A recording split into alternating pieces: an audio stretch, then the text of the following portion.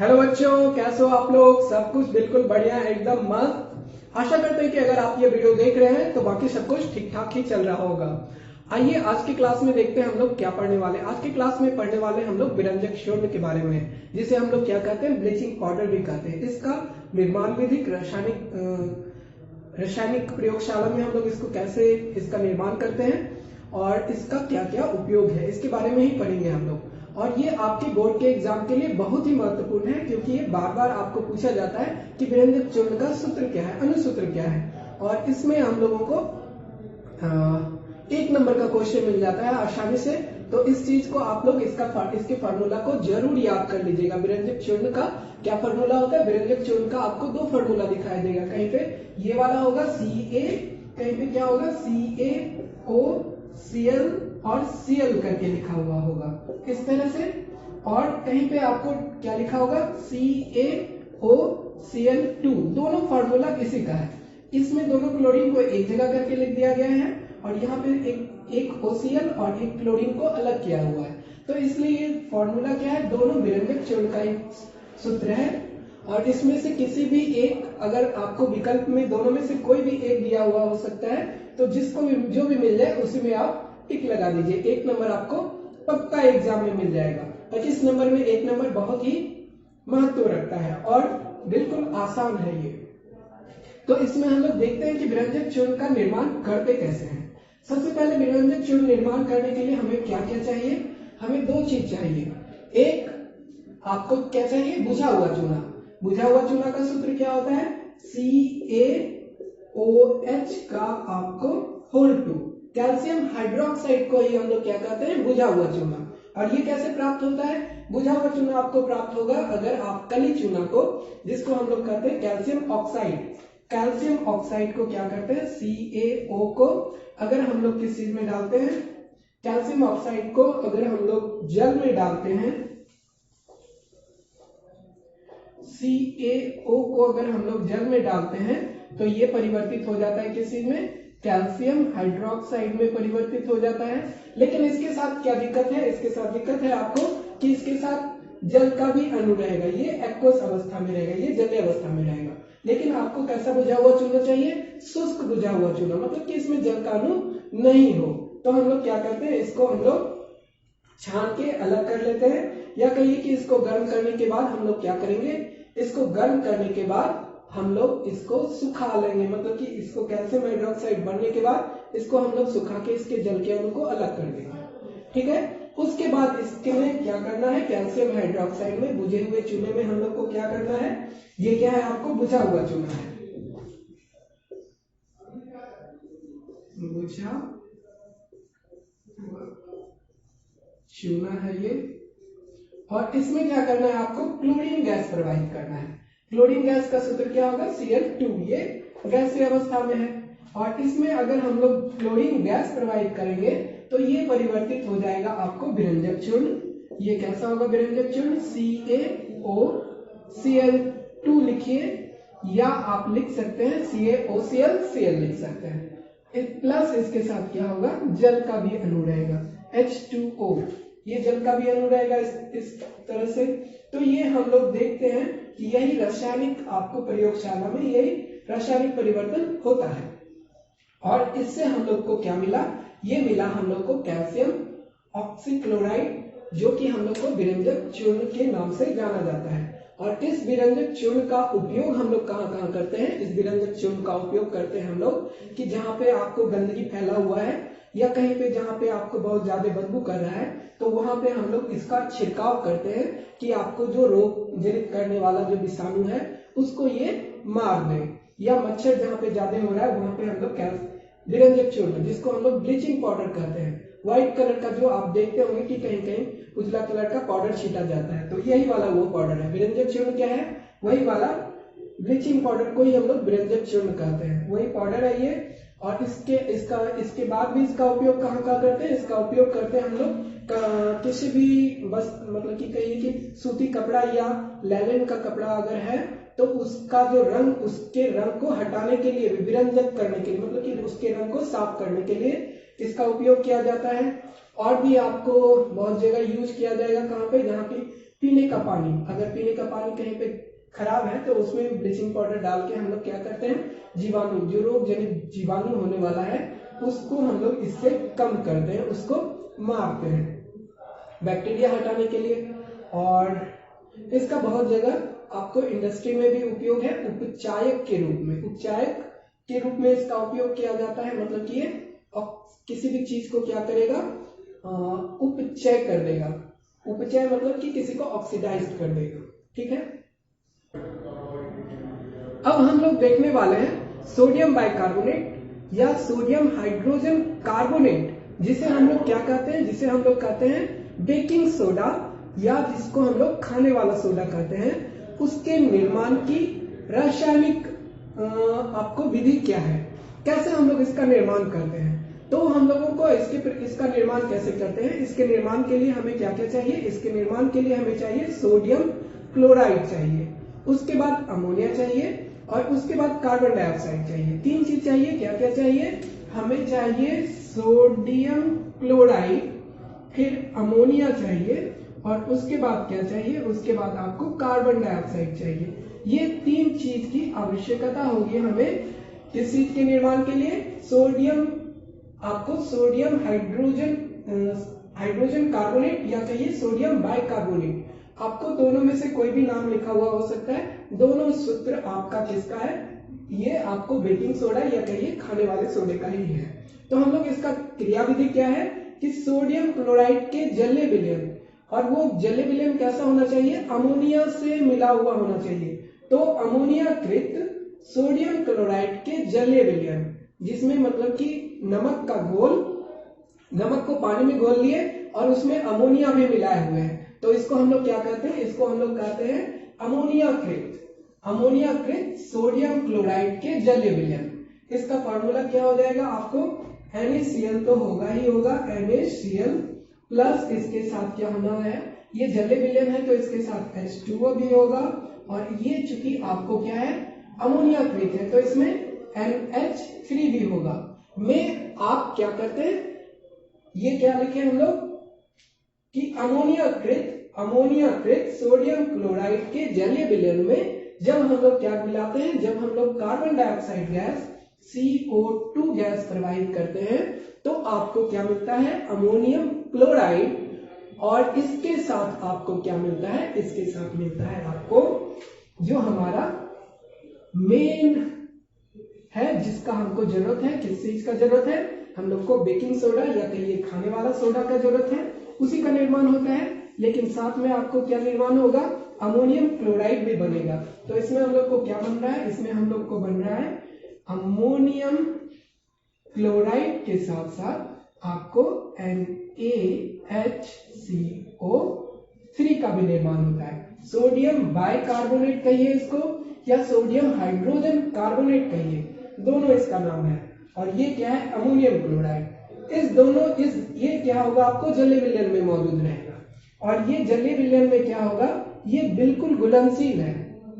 ये क्या है, आपको ये जो विलयन मिलेगा, इस विलयन में अमोनियम क्लोराइड घुलनशील है और सोडियम बाइकार्बोनेट जो है वो आपको कम मात्रा में, जिसको हम लोग कहते हैं स्प्रिंगली सॉल्युबल या कहिए कि आंशिक घुलनशील।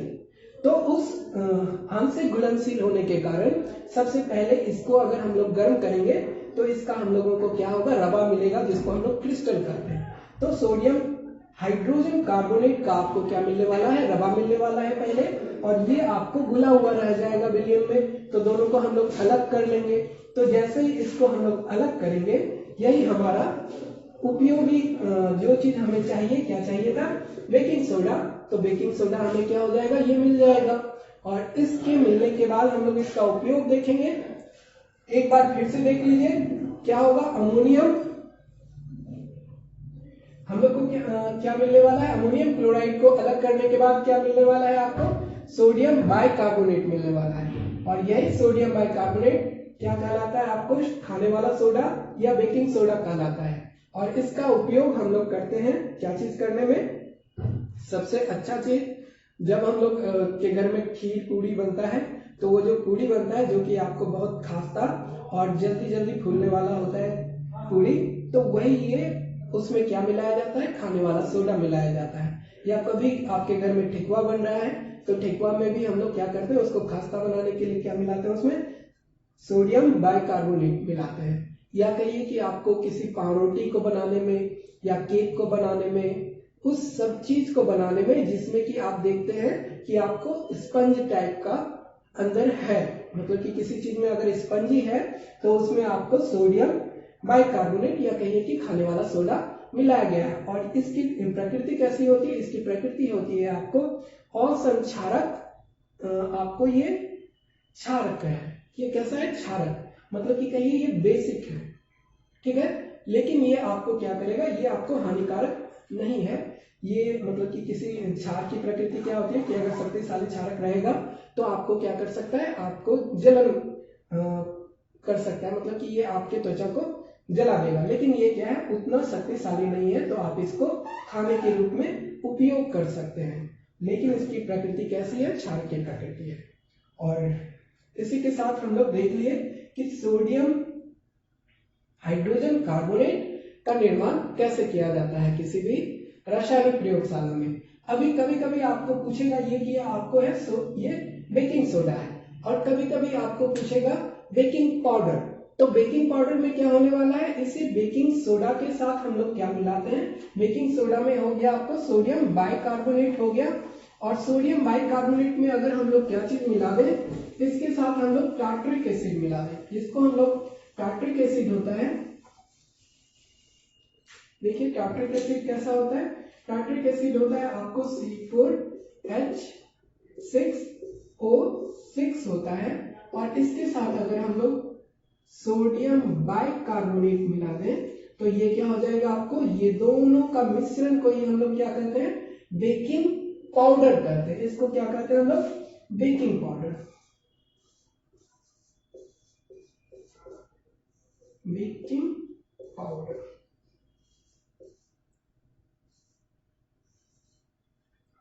इसको हम लोग बेकिंग पाउडर कहते हैं।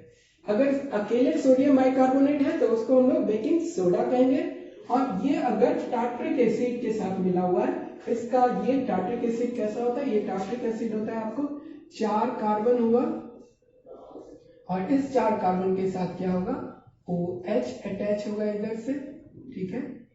और इस साइड से भी हम लोगों के पास OH इसमें अटैच है, OH यहाँ पे भी जुड़ा हुआ है।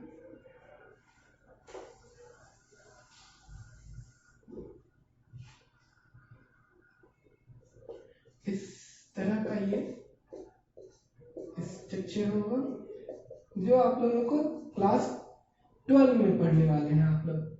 तो क्लास 12 में पढ़ने वाले ये टार्ट्रिक एसिड होता है, ये इमली में पाया जाता है, और भी आपको खट्टा पदार्थ जो होता है उसमें पाया जाता है। तो टार्ट्रिक एसिड और सोडियम बाइकार्बोनेट के ही मिक्सचर को हम लोग क्या कहते हैं, हम लोग कहते हैं बेकिंग सोडा। और इस बेकिंग सोडा को जब हम लोग क्या करते हैं, पानी में मिलाते हैं, या बेकिंग सोडा को जब हम लोग गर्म करते हैं तो क्या होगा, यही बेकिंग सोडा आपको परिवर्तित हो जाएगा किस चीज में, ये परिवर्तित हो जाएगा आपको, ये कार्बन डाइऑक्साइड उत्सर्जित करेगा, और उसके साथ क्या उत्सर्जित करेगा, सोडियम कार्बोनेट और जल को उत्सर्जित करेगा। वो भी आपको बहुत ही महत्वपूर्ण है, पूछा जाता है कि बेकिंग सोडा को आप गर्म कीजिएगा तो क्या बनेगा, और इसमें आपको 1 से 2 नंबर का हो सकता है क्वेश्चन पूछ ले कि बेकिंग सोडा को गर्म करने पे इसकी रासायनिक परिवर्तन को लिखें या रासायनिक अभिक्रिया को दर्शाएं, तो वो भी लिख लीजिए।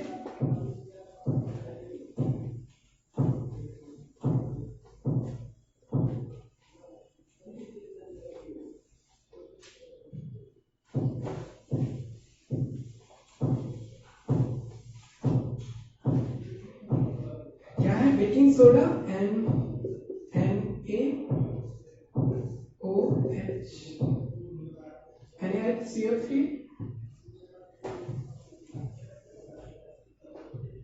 दो अणु किसका, बेकिंग सोडा का, NaHCO3 को अगर आप गर्म कर रहे हैं तो ये किस चीज में परिवर्तित होने वाला है, ये परिवर्तित होने वाला है आपको Na2CO3 प्लस कार्बन डाइऑक्साइड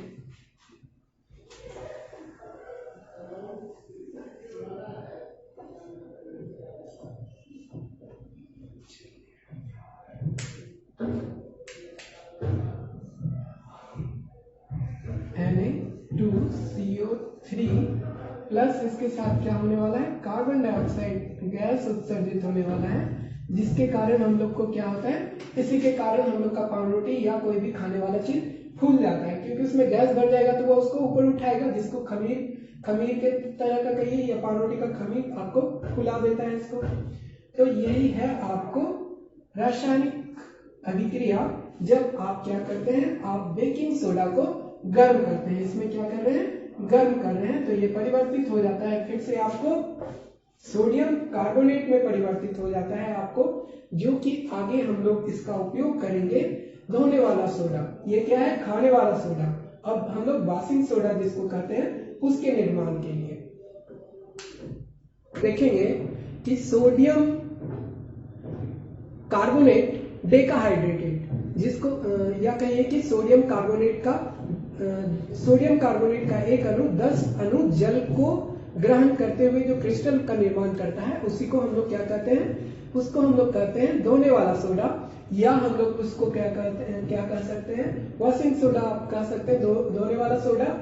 उसी का निर्माण कैसे करते हैं, इसका निर्माण करने का सबसे आसान विधि है कि जैसे हम लोग इससे पहले के लवण का निर्माण किए हुए थे, कौन सा, बेकिंग सोडा का निर्माण किए थे, जिसमें हम लोग क्या किए हुए थे कि अमोनियाकृत सोडियम क्लोराइड के जलीय विलयन में हम लोग क्या प्रवाहित करवाए थे, कार्बन डाइऑक्साइड गैस प्रवाहित करवाए थे, जिससे आपको अमोनियम क्लोराइड और आपको क्या मिला हुआ था, सोडियम बाइकार्बोनेट मिला हुआ था। तो सोडियम बाइकार्बोनेट को हम लोग अलग कर लिए थे, तो उससे हम लोग को बेकिंग सोडा बन गया। तो उसी बेकिंग सोडा को हम लोग को क्या करना है, उस बेकिंग सोडा को जैसे ही हम लोग गर्म करते हैं तो वो परिवर्तित हो जाता है आपको सोडियम कार्बोनेट में परिवर्तित हो जाता है, और सोडियम कार्बोनेट को फिर से हम लोग क्या करते हैं, जल के साथ मिलाकर उसका क्रिस्टलीकरण करते हैं, तो हम लोगों को क्या मिलता है, उसके बाद हम लोग को मिलता है वॉशिंग सोडा या धोने का सोडा हम लोग को जिसको कहते हैं वही मिलता है, और उसका अनुसूत्र होता है आपको सोडियम कार्बोनेट का जो अनुसूत्र है वही होगा, प्लस उसके साथ क्या होगा, 10 अणु जल का वो ग्रहण करके रखेगा। तो इसी चीज को हम लोग देखते हैं कि कैसे रासायनिक प्रयोगशाला में बनाते हैं। तो आप लोगों को ऐसे नहीं लिखना है कि बेकिंग सोडा को हम लोग डायरेक्ट बेकिंग सोडा को क्या करते हैं, क्रिस्टलीकृत कर लेते हैं। तो बेकिंग सोडा कहाँ से आया, बेकिंग सोडा के निर्माण का भी विधि आपको लिखना पड़ेगा कि हम लोग इसको बनाते कैसे हैं। अगर प्रयोगशाला में आ जाएगा तो शुरू से आपको सोडियम क्लोराइड से स्टार्ट करना पड़ेगा कि सोडियम क्लोराइड आपको जो लेना है, आपको क्या लेना है, सोडियम क्लोराइड लेना है, सोडियम क्लोराइड NaCl, और इसके साथ क्या लेना है, अमोनिया लेना है, और इसके साथ क्या होने वाला है, इसके साथ आपको कार्बन डाइऑक्साइड भी चाहिए। तो ये 3 चीज चाहिए, इससे आप क्या बना सकते हैं, धोने वाला सोडा, या आप जिसको कहते हैं वॉशिंग सोडा कहते हैं वो बना सकते हैं। तो इसके हम लोग इसके क्रियाविधि को हम लोग अगर लिखते हैं, या आप इसको पहले नोट कर लीजिए, इसके बाद इसे मिटा दिया जाएगा। तो ये क्या करते हैं, अमोनियाकृत सोडियम क्लोराइड के जलीय विलयन में कार्बन डाइऑक्साइड गैस प्रवाहित करने पर सोडियम बाइकार्बोनेट तथा अमोनियम क्लोराइड प्राप्त होता है, और उसी घोल से हम लोग क्या करते हैं, आपको सोडियम बाइकार्बोनेट को अलग कर लेते हैं, क्योंकि ये आपको घुलनशील कम मात्रा में घुलनशील होता है, ये आपको ज्यादा मात्रा में घुलनशील होता है, मतलब कि ये ज्यादा घुलनशील है, ये कम घुलनशील है। तो ये पहले अलग हो जाएगा, इस जो अलग होगा जिससे हम लोग सोडियम बाइकार्बोनेट को पृथक करके उसको गर्म करते हैं, जो हमको क्या देता है, हमको देता है सोडियम कार्बोनेट देता है, और इसी सोडियम कार्बोनेट को हम लोग क्या करते हैं, जल के साथ मिलाकर उसका रवाकरण कर देते हैं। रवाकरण को ही हम लोग क्या कहते हैं, रवाकरण को ही हम लोग क्रिस्टलीकरण कहते हैं। क्रिस्टलीकरण से आप लोग को क्या मिलता है, धोने वाला सोडा मिलता है, जिसका अनुसूत्र होता है आपको Na2CO3 और 10H2O। ये आपको धोने वाला सोडा का अनुसूत्र है। तो हम लोग फिर से सारा को मिटा के फिर से लिखते हैं आप लोग को क्या क्या होने वाला है रासायनिक परिवर्तन।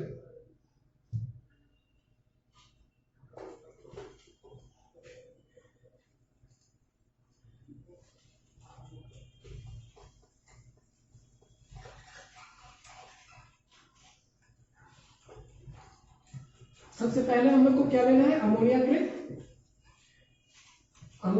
सोडियम कार्बोनेट नहीं लेना है हम लोग को, अमोनियाकृत सोडियम क्लोराइड लेना है। सोडियम क्लोराइड क्या हो गया, नमक हो गया।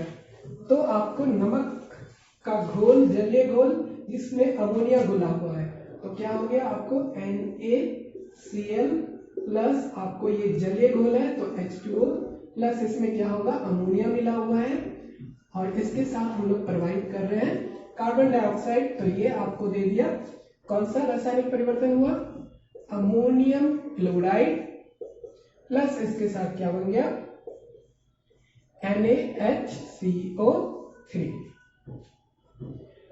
अब इसी में से हम लोग इसको पृथक कर लेंगे, इसको पृथक करेंगे तो फिर क्या करेंगे, इसके साथ सोडियम बाइकार्बोनेट के साथ हम लोग इसको गर्म करेंगे।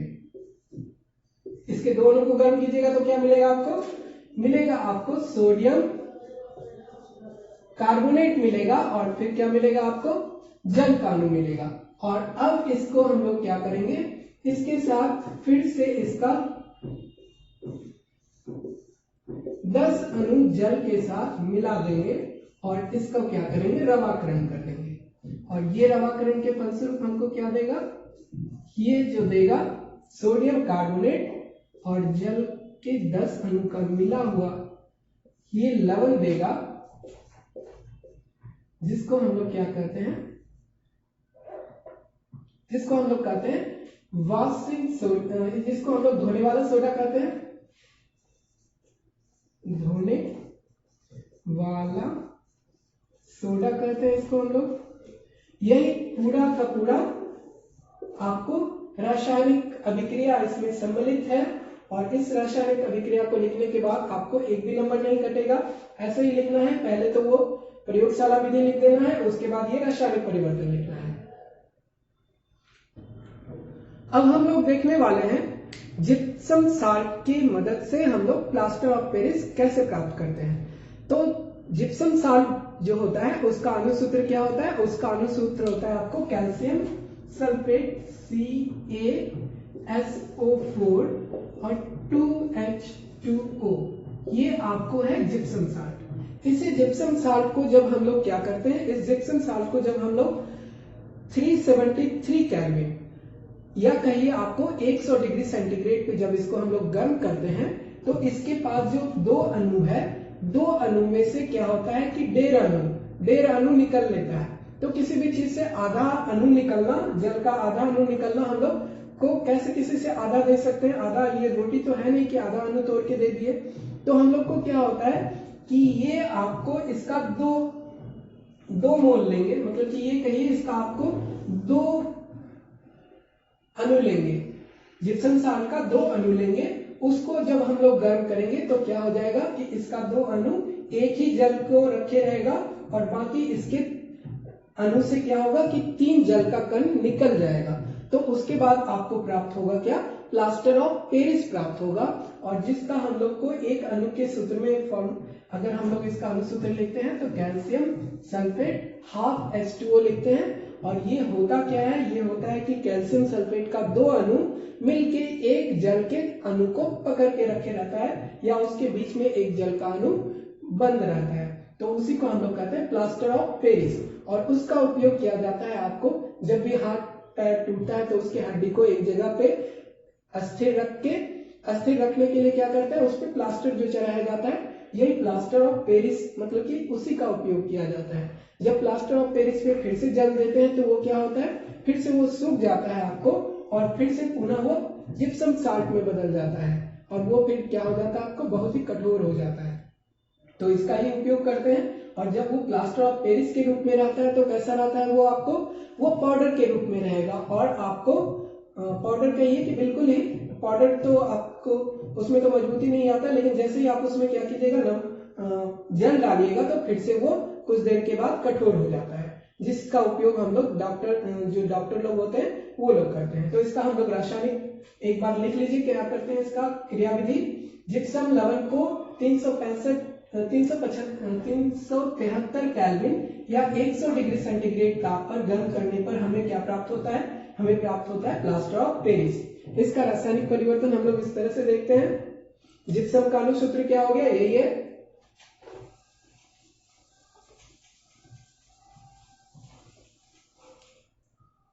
जिप्सम साल्ट क्या है, कैल्शियम सल्फेट है आपको ये डेकाहाइड्रेटेड है, मतलब कि कैल्शियम सल्फेट 2 अणु जल को रखे हुए हैं और इसको आप गर्म करते हैं कितना पे 100 डिग्री सेंटीग्रेड कहिए या 373 केल्विन स्केल कहिए। ठीक, तो ये परिवर्तित हो जाएगा किस चीज में, ये परिवर्तित हो जाएगा आपको कैल्शियम सल्फेट और हेमीहाइड्रेटेड या अर्ध अणु जल को रखे हुए इस तरह का लिख सकते हैं, या इसको हम लोग कैसे लिखते हैं, या इसको हम लोग लिखते हैं 2 अणु कैल्शियम सल्फेट का और यहाँ पे 2 अणु जल का, इसको 100 डिग्री सेंटीग्रेड कहिए या 373 केल्विन कहिए। इसके ताप पे अगर इसको हम लोग गर्म कर रहे हैं तो क्या परिवर्तित हो जाएगा, 2 अणु कैल्शियम सल्फेट का होगा जिसके बीच में 1 अणु जल होगा और बाकी 3 अणु क्या होगा, इससे मुक्त हो जाएगा। और इसमें भी क्या होगा, इसमें आपको 3/2 अणु मुक्त हो रहा है। तो इस तरह से आप इसका सूत्र, दोनों अणु सूत्र सही है दोनों, ये आपको वास्तव में होता है। लेकिन कभी कभी आपको जो क्रिस्टल लिखना होता है उसमें एक ही अणु सूत्र को लिखना होता है, तो हम लोग क्या करते हैं कि एक ही कैल्शियम सल्फेट को लिखना होता है तो ऐसे लिख सकते हैं। लेकिन किसी भी चीज का आधा रख के रखना, किसी अणु को आधा पकड़ के रखना, वो हम लोग वास्तविकता में नहीं होता है।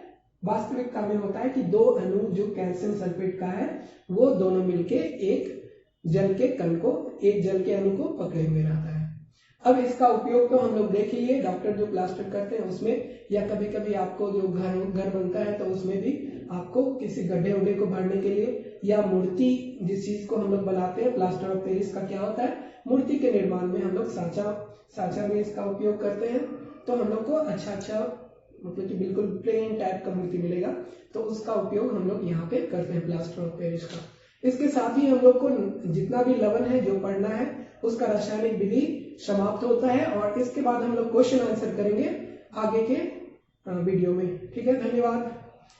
अगर आपको ये वीडियो अच्छा लगता है तो हमारे चैनल को जरूर सब्सक्राइब करें और जितने भी बच्चे हैं आपके जो मित्र हैं उन्हें भी ये जरूर आप उनके ये शेयर करें वीडियो सब। ठीक है, धन्यवाद।